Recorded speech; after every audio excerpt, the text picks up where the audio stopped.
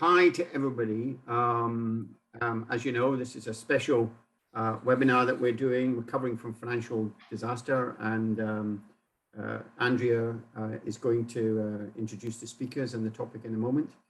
But on behalf of the Elders for Social Entrepreneurs, I'd like to welcome you today.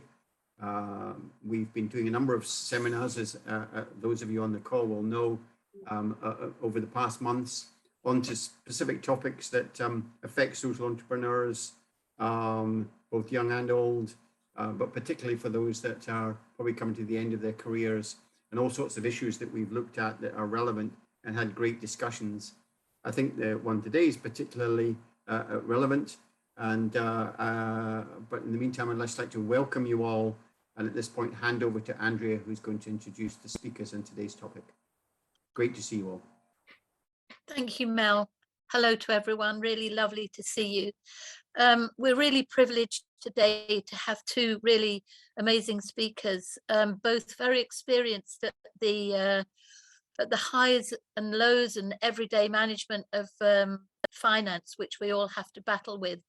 And it's not really just about running into difficulties with finance as an organization, but also personal finance, when people often get to the end of what they hope is the end of their career and find that there's not enough money to move on. They have to stay working because the preparations haven't been made. So we look at those both aspects as financial disasters. But of course, we know that this is really critical to the sustainability of the work that you've spent your whole life doing. So we, as Mel says, at the Elders are trying to introduce these very difficult and challenging topics in a way that that others often can't.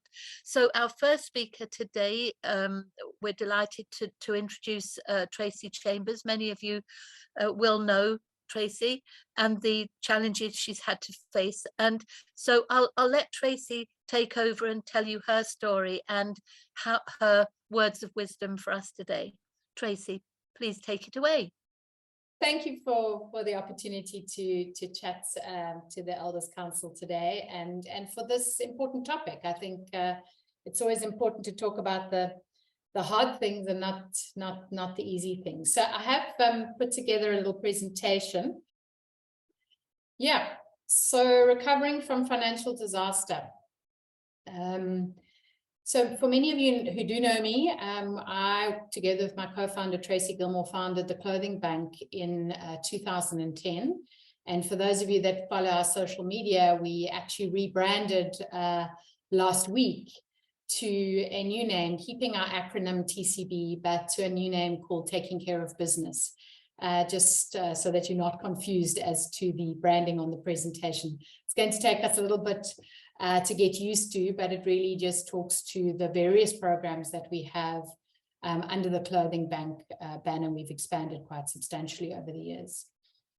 So just a little bit about the Clothing Bank, so you can have a little bit of context to the financial disaster that I'm going to talk about. So the Clothing Bank, what we do is we partner with all of South Africa's major clothing and fashion retailers. Those retailers donate all of their excess stock to us. So that would be end of season, customer returns and bulk stock. And then we use that product to help unemployed mothers start trading businesses. And they're then enrolled in a business development program, which also goes quite deeply into life skills and all the healing work that we do. So the building that you see before you, on the 19th of May, we got a call at about 2 o'clock in the morning. Tracey gave me a ring and said they've had a call. There is fire coming out of the roof of our building. And so my husband and I and Tracey jumped in the car. It's about half an hour away from where we live. And you come over like a bridge in a high rise, and my heart was really just beating out of my chest, thinking, no, it can't be us, it can't be us, it can't be us. And as we came over the hill, I could literally see blue flames coming out of the roof of the building on the right-hand side. And in this building is This is our Cape Town building. We have built 5 buildings around the country, but this is one of our biggest branches, is all the stock that we've accumulated over many years that supports the traders in our program. So, and that's essentially what it looked like the next morning, literally burned to the ground, every single, you couldn't need, there weren't even any garments left. They were just ashes. And standing there at 2 o'clock in the morning is quite a weird feeling. For those of you that have experienced some sort of trauma like this, it's quite an out-of-body experience. We didn't really know whether to laugh or cry. I think, you know, the adrenaline is really pumping through your bones, and you feel a little bit euphoric until that adrenaline subsides, and then reality sets in. So I'm going to focus on, I think what I wanted to really share with you today is the things that we did before were almost more important than the things that we did afterwards. And I was just reflecting on what were the things that we had in place that helped us recover from this financial disaster. Well, the first thing is I happen to be an accountant, and I think that's a really good thing as a social entrepreneur. It can be good and bad. I'm sure we can debate that afterwards. But what it does mean is that we do quite conservative financial planning. You know, all the planning processes are in place, and, you know, particularly things like insurance for me have always been really, really important. And we take great care to make sure that all of those components were in place. So we were well insured, and we were insured for things like income for losses to income. So that really gave us great peace of mind that the income that we were going to lose as a result of not being able to generate the revenue from the product that we sell to the women in our program meant that we didn't have to close down, that we could see this through. Obviously, there was major impact on the women in our program, and I'm going to talk a little bit about that. So planning does matter, just like, you know, having a will matters, making sure all the beneficiaries on your policies, those small things that so many of us kick ourselves after the fact, particularly those that are left behind. You know, if only I'd made the time to do the important things instead of, you know, so often the urgent things. So I would advise to go home and check all of those things today. Then the second thing is partnerships matter. So the clothing bank is built on a partnerships model. We couldn't do what we do without the incredible retail partners that we have. They're big corporate companies, but they don't just give us their stuff that they don't want. They really do care about our program. They're very invested in our program, and they always go the extra mile. And it's at times like this that you can lean on those partners. I think all of our suppliers as well see themselves as part of this organization. And many suppliers, when we started back in 2010, offered us services for free or at significantly discounted prices, from our IT service provider to the service provider that does our racking to our transport service provider. And literally the minute this news hit the headlines, they started calling us and said, you know, how can we help? And it's those important deep-seated partnerships that really do matter. Then the third thing that really matters, I think, is organizational culture. So the clothing bank has an organizational culture that is very energized, and this runs through not just our team, but within our beneficiary profile. It's got a can-do attitude, it has positive energy, and it has deep faith embedded in our model. And at no point before or after the disaster, certainly after the disaster, was there a victim mentality at all. It was, well, you know, shit happens, let's pick ourselves on. We always, mostly women in the organization, we always say, let's put our big girl panties on and let's pull ourselves up by our bootstraps, and we will make this happen. We will recover. And I think having that culture, when you're feeling down, when you're feeling hopeless, really just buoys up the energy and made a massive, massive difference to our ability to respond to this disaster very quickly. I'll talk about that time frame. Then money matters. Having reserves matters. We had to carry our business for quite a long time. Even though we were well insured, these things take time to sort out. The insurance money carried things like not having to pay rent and obviously recovering assets, etc. But actually getting ourselves back to normal trading levels meant, that we were, not earning the sufficient income to cover our operating costs for a period of time.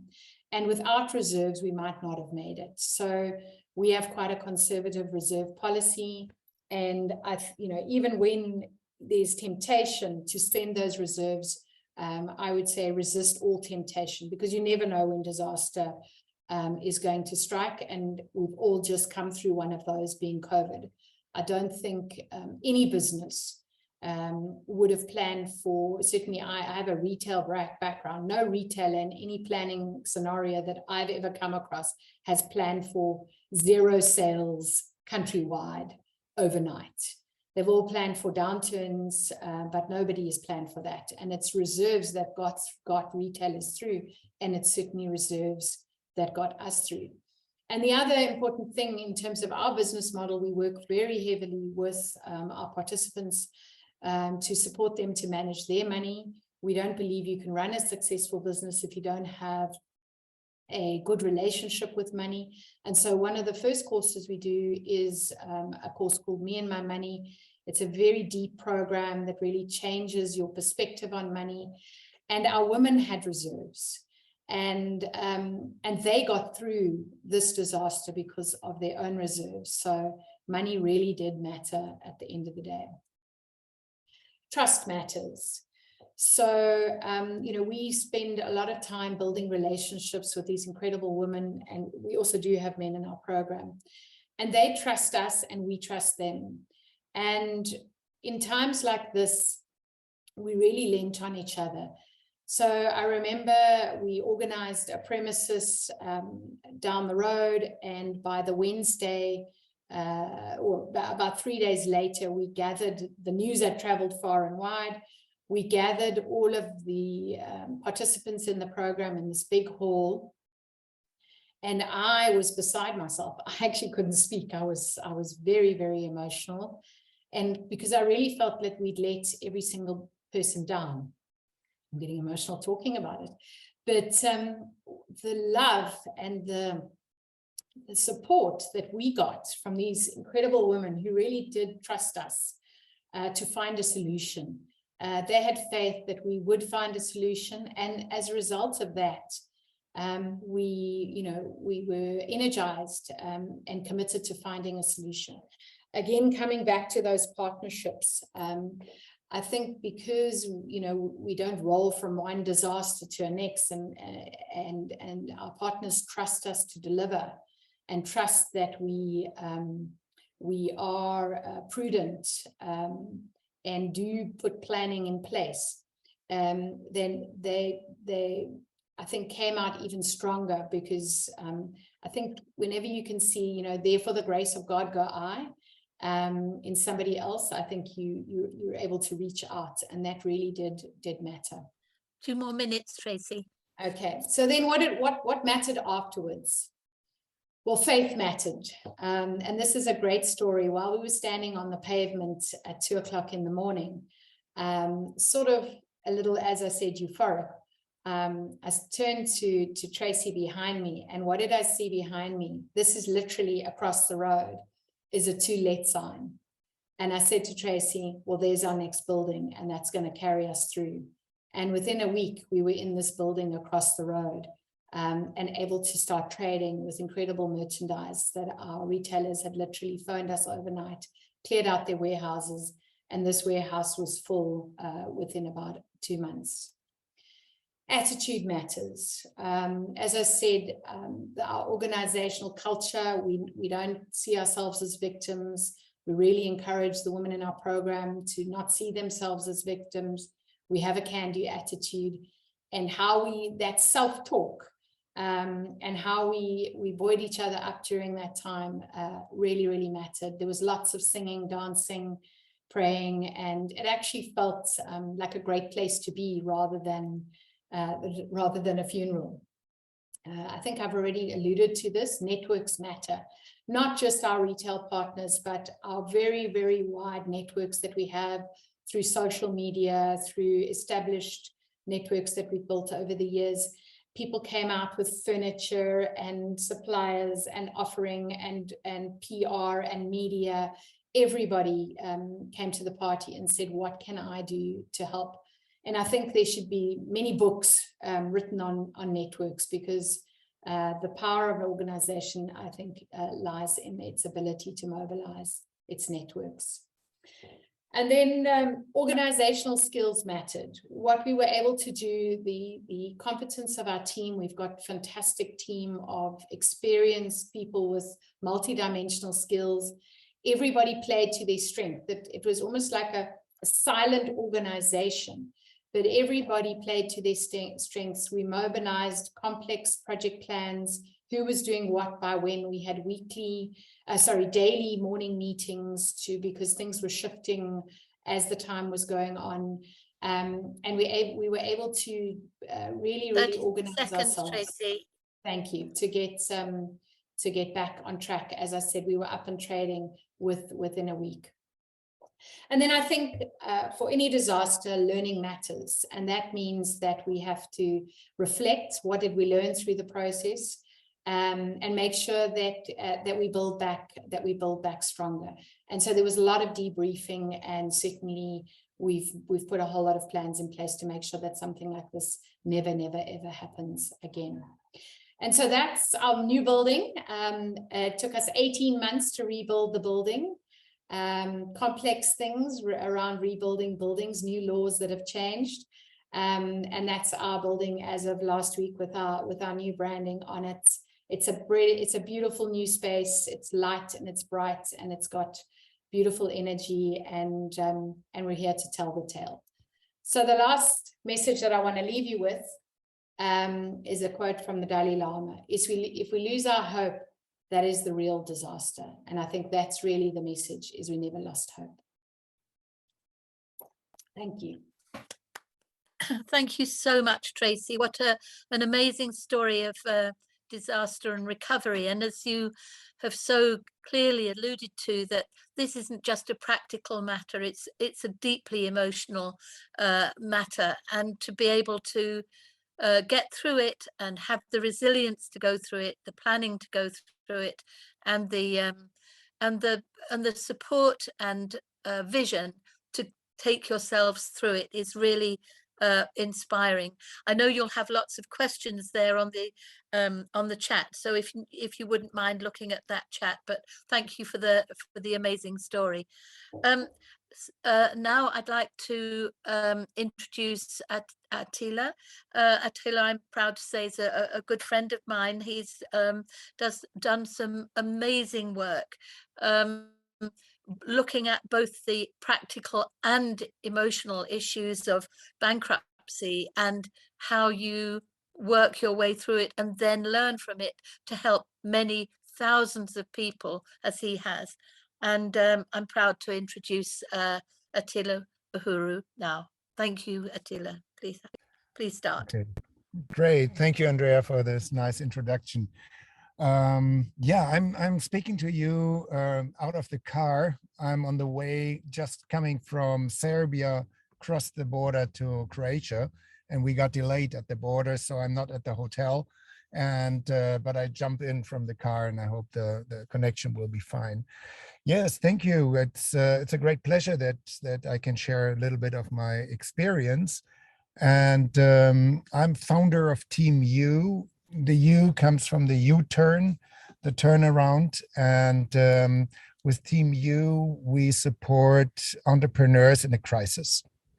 And it all started when I experienced a crisis with my enterprise that ended in a bankruptcy. And that was a very shameful thing for me, and also a very stressful thing. And what I discovered was there was nobody to speak to. And there was nobody I could share my emotions, my feelings, my fears, and also nobody that could give me information. The initiative to offer like a self-help group for entrepreneurs. And the response was incredibly, we got response from all over Germany. And so we started an NGO, and it's now it's a social business. And we've helped more than 25,000 entrepreneurs to go through this time of crisis. And I can refer to a lot of slides from Tracey, because there's similar development when you enter a crisis. And our approach is that we have a 360-degree approach to look at the whole situation, a holistic approach that includes, of course, the financial, the strategic, the very much in the first on situation of the person in a crisis. When you're in a crisis, you're under a lot of pressure, a lot of stress, and often this makes you limited, and the view gets very narrow, and you focus on the problem and not on the solution. And what I said in the beginning, it's also a matter that is connected to shame.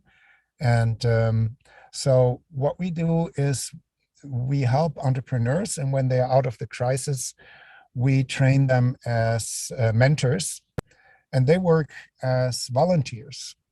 So when somebody calls us, he speaks to somebody who has gone through the process and understands, and he knows what you're feeling, what you're going through. And this person can also give you a perspective and show you, hey, this is not going to be forever. And together it's easier to find solutions and to show options. And one thing, Attila, could you just turn off your camera in case you're breaking up sometimes, and maybe turning off your camera might help. Thank you. Oh, okay. I'm sorry. Okay. So often, so we work with volunteers, and this makes it easier for people to speak, to open up, and together we can show perspectives and look at the situation, so people don't feel alone, and later they can share their experience.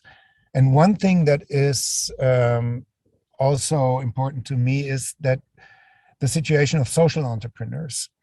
We have an increasing number of social entrepreneurs who are in a crisis. After Corona, now with the situation in Europe, with the war, with inflation. So an increasing number of social entrepreneurs connect with us, and we try to help them.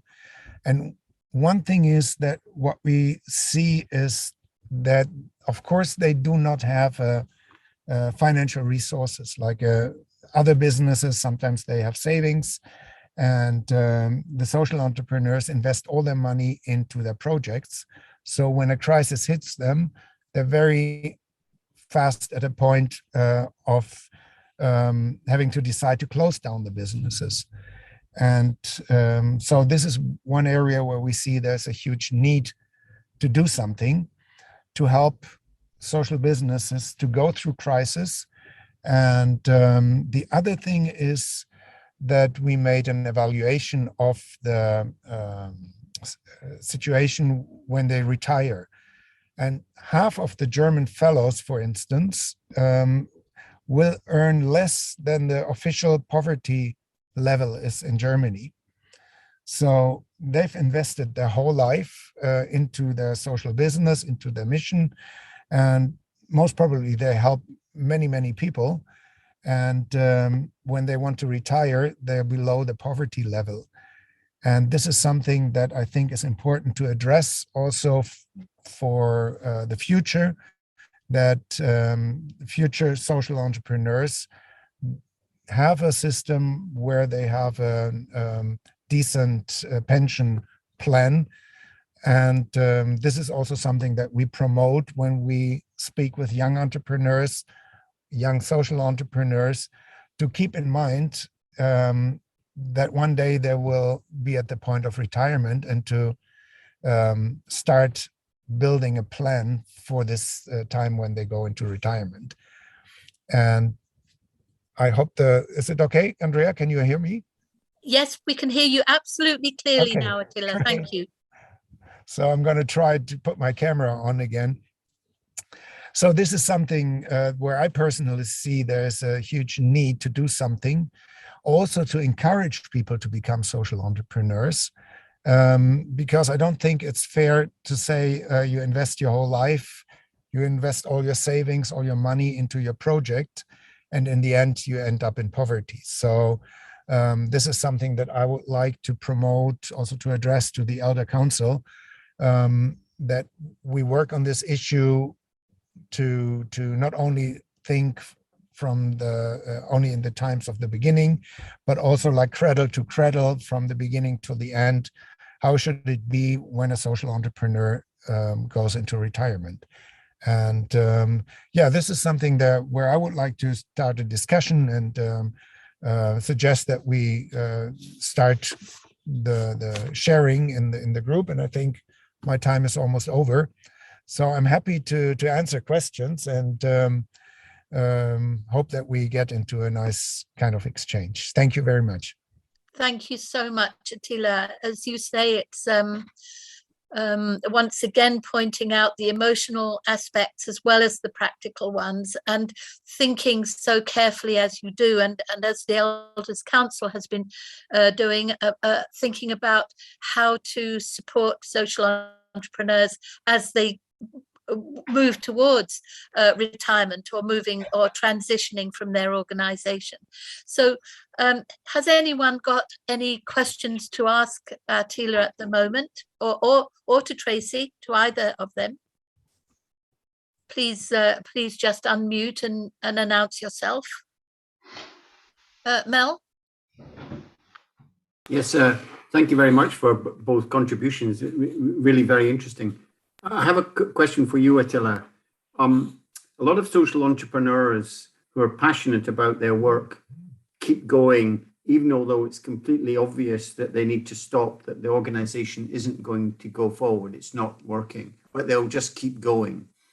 Do you think we need to get to a point of advising social entrepreneurs when we need to say you need to stop because this isn't working anymore? And rather than social entrepreneurs just going on and on and on and then getting into a position where they're, as you say, bankrupt or ending up in poverty. But it's much easier to say, yeah, to stop. The social entrepreneurs are passionate and they won't stop. So how do we get through to people that maybe the time has come that their project, their precious project, isn't working anymore and they need to move on and possibly do something else? That's a tricky question for you, Attila. Sorry, I was kicked out from the call. Could you repeat the question shortly? Sure. I'm really asking, a lot of social entrepreneurs who've started up their project, it's passionate to them, it matters to them, and they keep going despite the fact that to anybody else outside, it's just not working. But they're too ashamed, if you like, to stop, or too pig-headed to stop, if you like. How do we as social entrepreneurs intervene to help them, even giving them unpalatable news that they maybe don't like, and to help them to know that, as you say, it's not something to be ashamed of, it's just something that's happened and they can move on. So is that point in where you get to that kind of difference between advising somebody to stop for their own good, but understanding their own personal circumstance? Okay, thank you for the question. I think this is also very important. What we do is we don't judge. We don't judge and say you made mistakes and so on. It's we try to look at the situation and we give an honest feedback. And this is very, very important that somebody reflects. It's like a mirror. And often it helps the social entrepreneur or the entrepreneur to take a decision, because they have kind of a gut feeling. And when they speak with somebody who reflects very respectful with them on the situation, also looking at the positive sides, at the learnings, it helps to take a decision. And sometimes the best decision is to close down the project, the business, the company, but to use this experience maybe for the next project. So it's no sense riding a dead horse. In this sense, it's a help also to give an advice or suggestion to think in different ways rather than continue in the stuck state where there's no perspective. And I've experienced a couple of very, very good social entrepreneurs who are now very successful after the first failure. So it's also learning from failure and not just always to pretend how great everything is. So like this is one aspect of our work. Thank you so much, Attila. That's a wonderful answer. Would you, Kat, would you like to just ask your question, and then Rupert, and then Salamatu? Good morning. I think that, Attila, the question that you raised is very, very important about the what next. Annie Casey Foundation has really been looking into that, because not only does it create so much uncertainty for people who are social entrepreneurs financially after they're no longer with their organization, but it makes it very hard to recruit the next generation. So I think the question that you raised, that we should figure out a way, because we're kind of like trailblazers, to provide some insight into that. I just want to thank you for bringing that to our attention in this way. Yes, thank you. Yeah, we did a survey together with a university in Germany about this situation.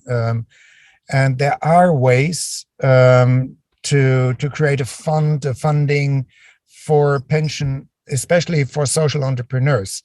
And there's a model in Germany which is set up for artists, because artists contribute to society, but they don't build up wealth, and usually if they're not superstars. So there's already a system where the government in Germany at least pays part of the pension, and the artist pays part of it, and the users of their art pay into it.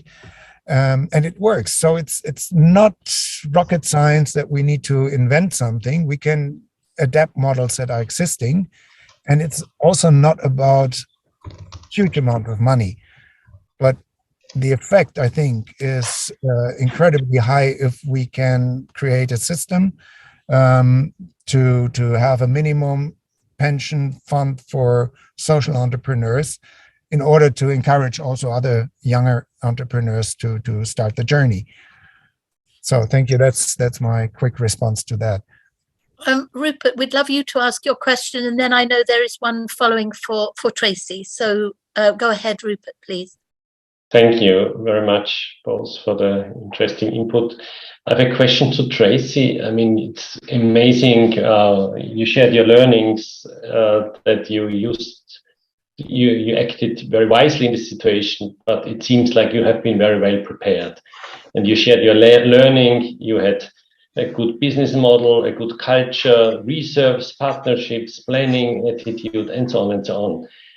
Is the message don't take risks? I mean, to be a bit more provocative, because, I mean, if you're a social entrepreneur, you build up a not-for-profit business, sometimes you take risks, and maybe you don't have reserves, so you have weaknesses in your management. Question number one, is your advice not to take risks? And second, maybe did everything go well, or did you just, I mean, I didn't hear any failure from your side. Yeah, I think obviously the failure is the building burnt down, and you know, nobody would want that. But I think I don't think we're a risk-taking organization. I think and we've started many projects that have failed. So we're always experimenting. I think you need, if you possibly can, to have pockets of money. You know, we all talk about having, you know, 3 months or 6 months reserve savings, no matter what. I believe the same applies for business. Then you have your, you know, blow it money and have some fun experimenting and taking risks. I think to bet it all, I don't believe is ever a wise decision if you can avoid it. And we have, it's not that we've been in the fortunate position, but, you know, for every dollar that we have, you know, you bucket it up and you chunk it up. And, you know, we're only here today because of that.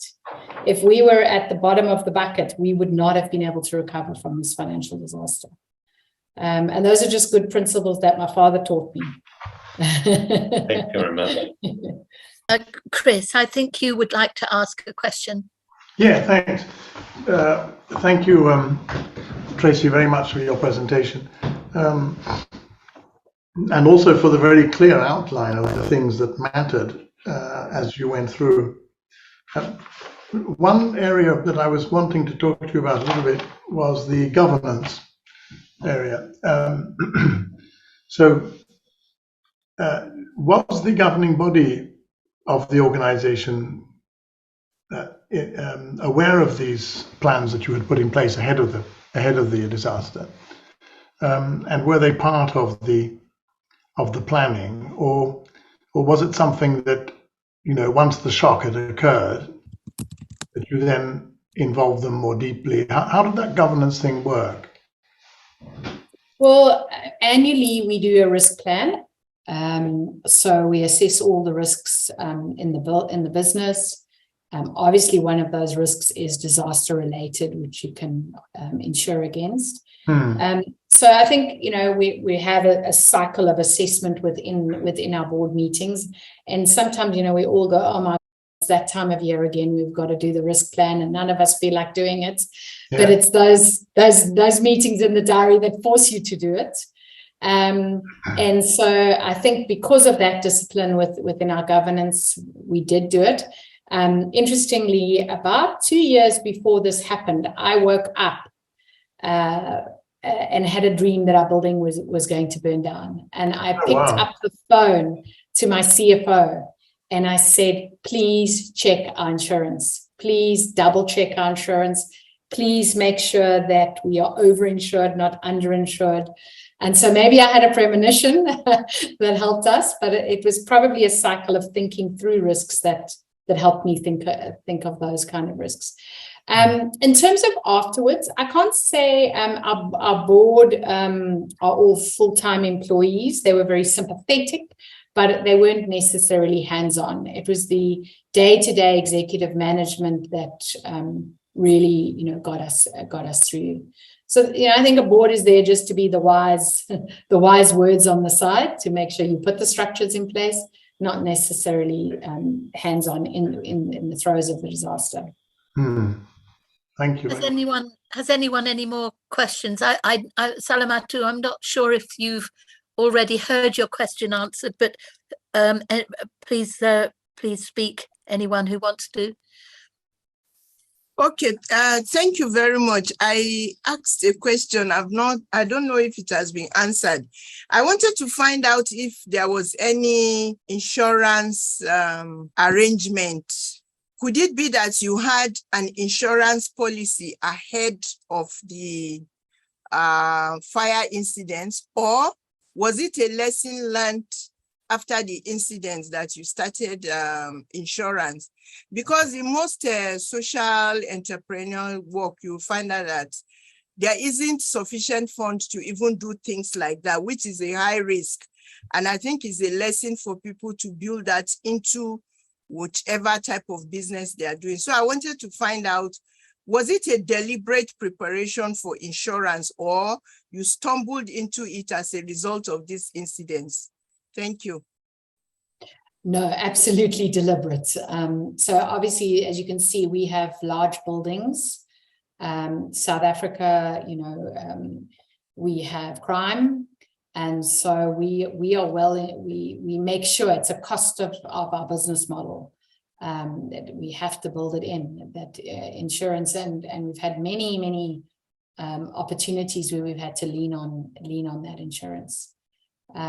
So well planned. And again, my father beat that into me from a young age. Something will go wrong if you're not insured, and so we're fortunate. But having said that, we through networks we have great rates.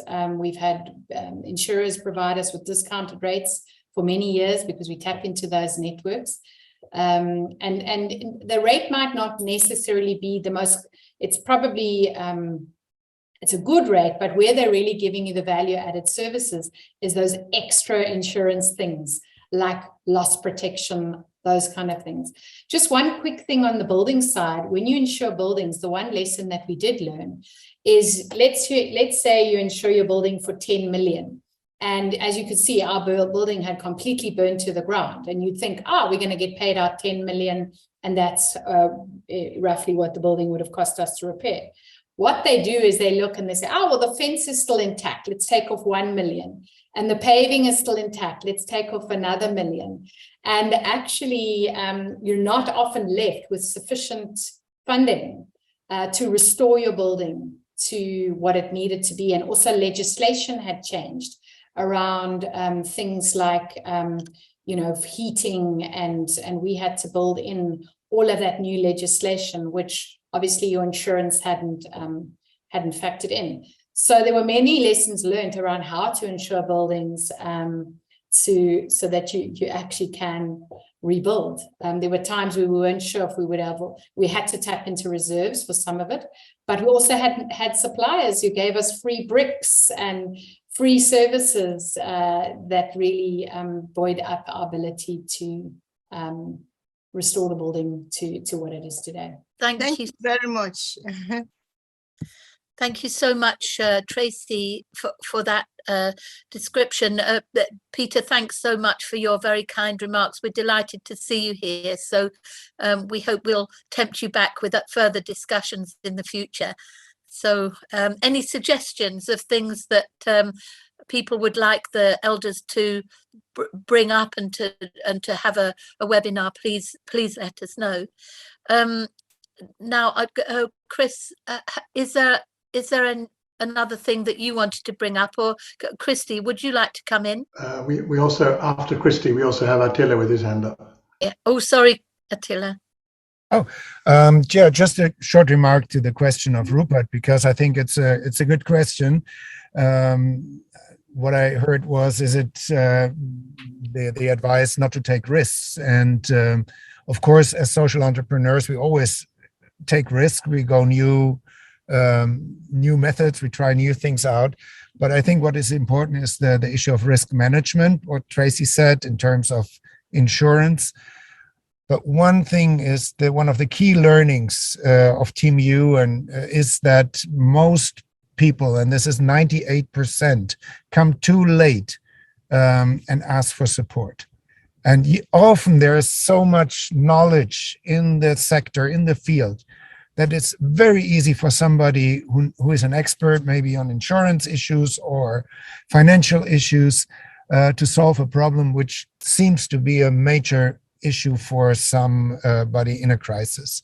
So this is one thing that we always try to encourage everybody, is to come early enough and to share their situation and not be ashamed or feel guilty that something is not perfect. But this networking, also what Tracey said, this speaking with each other always creates solutions and new perspectives. And this is something like we try to encourage with our volunteers, with our network. And in most cases, we can help in terms of avoiding bankruptcy, to avoid bankruptcy if people come early enough. Or we find solutions, and there are always ways out of a crisis, but you need to speak up and to come out with it. Thank you. And I think, as you're saying, Attila, it's knowing who you can talk to, because I know in my experience, when I've had real serious difficulties, it's been very hard to know who you can go and talk to. But so I'm really delighted that we're able to have this conversation, so people do know that there are people who can be spoken to and can be supportive and not judgmental, as you so well say. Christy. Yeah, I think this issue of governance, is important, and maybe we don't talk about it enough, because I do feel that, boards do need to play a role, whether you're in a non-profit context or a commercial for-profit context. Boards are extremely important, as I said, in protecting, saving entrepreneurs from themselves. I mean, I know in my past life, when I had a financial issue with the charity I was chief executive of, and thankfully, well, in this case, it wasn't a board, but my finance director prevented me from remortgaging my house to save the charity. And that's what you need. You need somebody who's sort of just saying, "Oh, come on, just get a grip, just, sort this thing out another way," without making it a deeply personal kind of quest to save your organization, and bring everything tumbling down and not enabling you to then go on and do other things. So, but I think this issue of boards in the social entrepreneur context is not talked about because of the great social entrepreneur hero syndrome.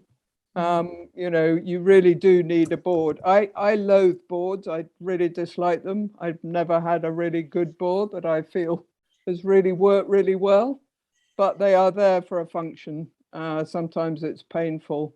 And also, if we as social entrepreneurs, I think, need to become board members of other social enterprises and support fellow social entrepreneurs, but in a kind of an independent manner, with trying to remove some of that emotion out of the situation.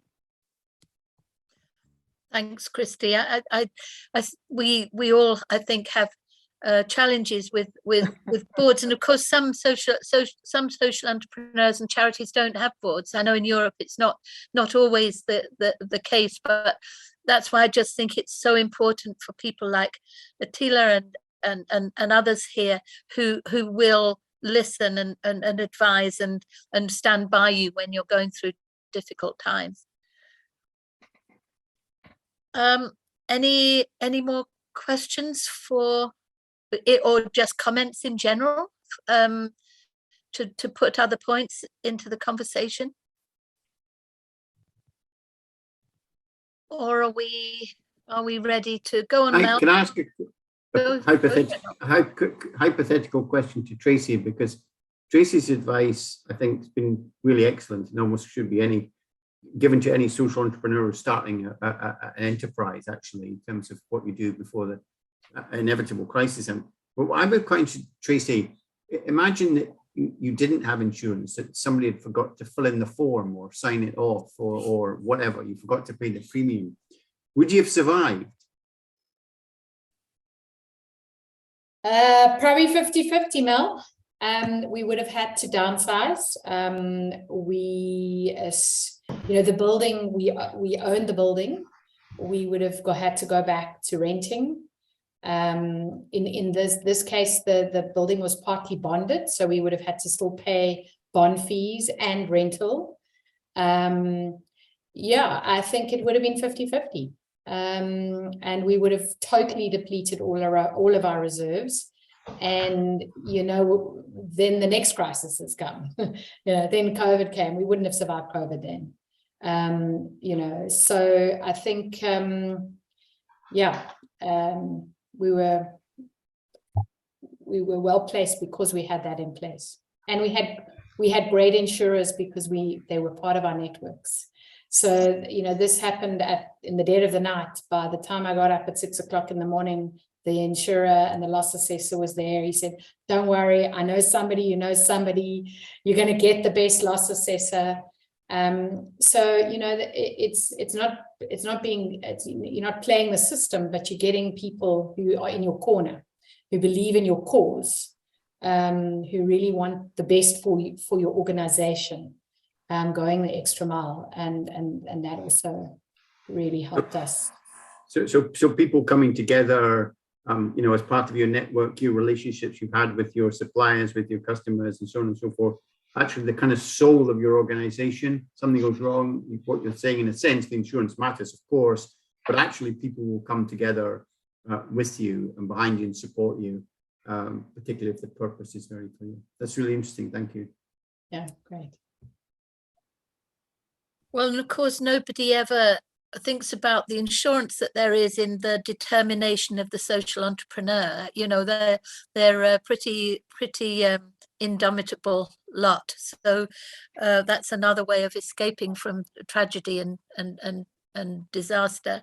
So handing over to you, Chris. Thank you very much. Well, a very warm thank you to both Attila and Tracey. Really brilliant webinar today, which has been full of insights and learning. And my goodness me, thank you very much for sharing what must still, in both your cases, be both technically very anxious times, but also emotionally very worrying times in both the examples that you've given. So we are benefiting from these hard-earned lessons that you've shared with us, and thank you very much indeed. This, of course, is the spirit of our own organization, the Elders Council for Social Entrepreneurs, to try to get underneath the issues that really matter to us all. And you've done a fantastic job in helping us to do that today. Caitlin, our communications coordinator, is putting into the chat, or has done so already, the link for you all. If you are not members already, please do click the link and sign up. There's no charge, but we are very keen that you all join us as members, or if you happen to be below 55, as associate members. So there's no escape, whichever way you look at it. So from our point of view, I think, just to wrap up the actual talks and try to draw a couple of themes. First of all, you can't avoid the fact that there is an emotional impact when a disaster of this kind occurs. They were both very different sorts of disaster, but in the end, they were both disasters and affected the finances of both the individuals and the organizations tremendously. And the message that's coming through loud and clear is you can't solve these problems on your own. Or at the very least, it's really important to share the concerns and anxieties that you have around these problems so as to be able to then move forward. Attila particularly made reference to shame, and I think that's understandable. It's understandable that people feel like that. And of course, there is generally no reason for shame, but you can see why people feel that way. And so, from our point of view as elders, it's very important for us to encourage anybody who we find in this kind of circumstance to not feel shame and to feel that talking to people would be really important. And on the other hand, the point that was made, which is of course very clear, is that you should not be judgmental. So that's down to us as elders. If we're listening, then obviously we shouldn't be judgmental or about the situation if someone is in a financial disaster of this kind that has been shared with us, but we should listen carefully and give them the space. And quite often they may know how to go forward after that. The practical and technical side of avoidance of disaster was really, I think, very much appreciated in the webinar. And I was very struck by the fact that Tracey and her board and her colleagues had done a tremendous amount of work in front of the disaster, as it might be said, or in preparation for a disaster. And I can remember working at the various organizations I founded, working with my boards on risk management, risk assessment, and so on. And the board, and probably me when I think about it, but certainly the board behaving as if this was rather a boring bit of the agenda. But you only have to hear Tracey or Attila to realize, far from being boring, this might be the most exciting thing you do on the agenda, which is to do your risk management or your risk assessment. But of course, it's one of those things which, as chief executives, in the heat of the moment, we may not realize just how important it is. And so I think what's happened today is that both at the level of emotion and at the level of the practicality, we have understood why this planning is so important. I was thinking, Tracey, that little presentation you gave us, it might be good for us to be able to distribute that in some way or another. If you don't mind liaising with myself or Caitlin on that, that would be great. Or at least to have it available if other people would like to see it or remind themselves of the different points that you made. And Attila, you've come forward with a suggestion that we should be working with you as the Elders Council and looking at a number of different issues. And of course, one of the things that struck me was that half of the Ashoka Fellows in Germany are actually retiring under the poverty level in Germany itself, which of course is very shocking. But I suspect it's probably more common among social entrepreneurs than we realize. And that's the point you're making, that it's not just about Germany, but it could well be about other countries as well. I know that we have at least one senior colleague from Ashoka on the call, and I know that she will take that very seriously and take it forward. I think that's all I want to say at the moment, Andrea, except to say once more, thank you very much indeed for a great session. Thank you all so much. It's really wonderful to see you, and thanks for such a wonderful conversation. Thank you, Mel. Thank you, Chris. Thank you, Caitlin, for all the technical work. Absolutely. Great to see everybody. Thank you. Cheers. Bye. Good to see you all. Don't forget to Thanks, click on your everyone. membership. Take care. Thanks, everyone. Bye. Thank you. Bye. Thank you. Bye-bye. Thanks, Thanks, Attila. Thanks, Tracey. Thanks, Andrea. Good to see you again. Lovely to see you. Bye-bye. Bye.